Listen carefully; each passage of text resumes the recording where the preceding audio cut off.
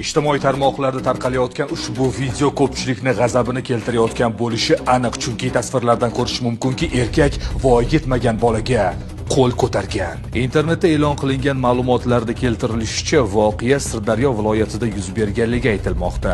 Biz videodagi jabrlanuvchi o'smirning onasini izlab topdik, ular bilan telefon orqali suhbatlashamiz.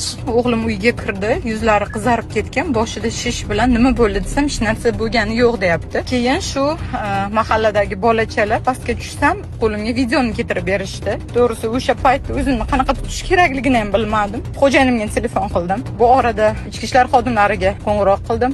Ular yetib kelishdi, ekspertiza qilishdi, tan jarohatlari hammasini olishdi. Ana endi ikkinchi tomon, biz bolaga qo'l ko'targan erkakni ham izlab topmoqchi bo'ldik, lekin ayni vaqtda ular bilan suhbatlashishning imkoni bo'lmadi. O'smirning onasini ma'lum qilishicha, kaltaklangan farzandi 14 yoshda ekan.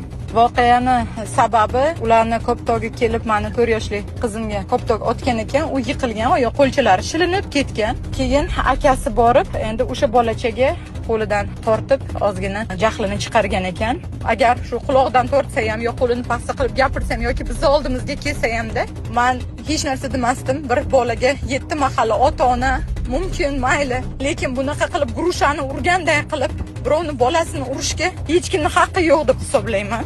Rasmiy xabarda keltirilishicha, mazkur holat Sirdaryo viloyati Ichki ishlar boshqarmasi mas'ullar tomonidan o'rganilgan. Hozirda holat yuzasidan Guliston shahar Ichki ishlar bo'limi tomonidan tergovga qadar tekshiruv harakatlari olib borilmoqda ekan.